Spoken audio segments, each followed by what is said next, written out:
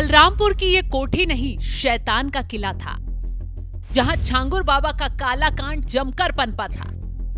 लेकिन जब दहाड़ा योगी का बुलडोजर, सब मिट्टी मिट्टी हो गया।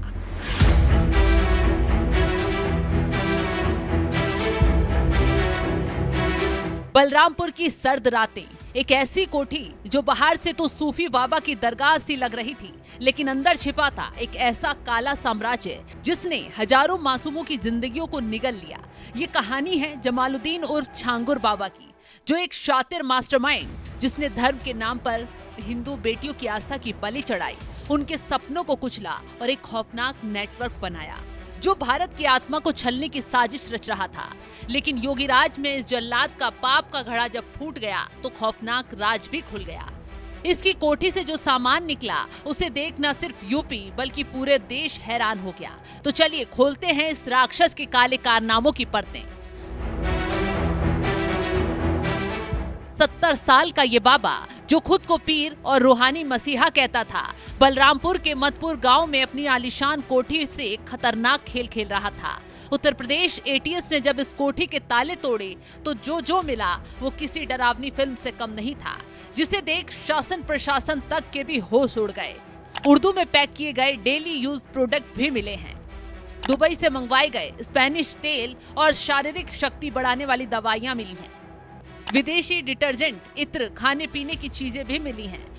कोठी के अंदर एक गुप्त कंट्रोल रूम मिला जिससे पूरे घर के सीसीटीवी कैमरों की निगरानी की जाती थी। बाबा का बेडरूम भी एक तरह से ऑपरेशन रूम था। बाबा के रूम में जाने वाले हर व्यक्ति, हर लड़की की रिकॉर्डिंग होती थी। एटीएस को उसके कमरे में से कुछ संवेदनशील कागजात भी बरामद हुए हैं। ये सामान सिर्फ बाबा के शाही शौक का हिस्सा नहीं थे, ये उसकी साजिश का हथियार थे जो गरीब और कमजोर महिलाओं को जाल में फंसाने के लिए इस्तेमाल होते थे। छांगुर बाबा का असली चेहरा था एक संगठित इस्लामी दावा सेंटर का मास्टरमाइंड। उसने शिजर तैयबा नाम की किताब छपवाई जिसके जरिए वो इस्लाम का प्रचार प्रसार करता था और भोली भाली गरीब महिलाओं को अपने नापाक इरादों का शिकार बनाता था। एटीएस ने और चौंकाने वाला खुलासा भी किया है जिसमें बताया गया छांगुर बाबा ने लगभग 1500 महिलाओं का धर्मांतरण कराया। निसंतान, विधवाएं और मानसिक रूप से कमजोर महिलाएं इसका खास टारगेट थीं।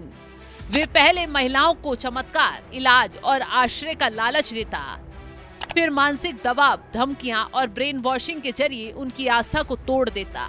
ब्राह्मण, क्षत्रिय और सिख लड़कियों के धर्मांतरण के लिए उसे 15 से 16 लाख रुपए मिलते। पिछड़ी जातियों के लिए 10 से 12 और बाकियों के लिए 8 से 10 लाख रुपए मिलते थे।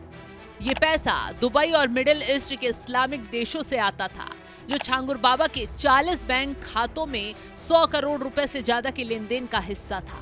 छांगुर बाबा का काला खेल सालों तक चला, लेकिन किसी को भनक नहीं लगी। लेकिन कहते हैं ना, जब पाप का घड़ा फूटता है तो सब तहस नहस हो जाता है। वही इस बाबा के साथ भी हुआ, क्योंकि योगीराज में उसकी न सिर्फ कमर तोड़ी गई बल्कि उसके गुनाहों का हिसाब किताब भी शुरू किया गया।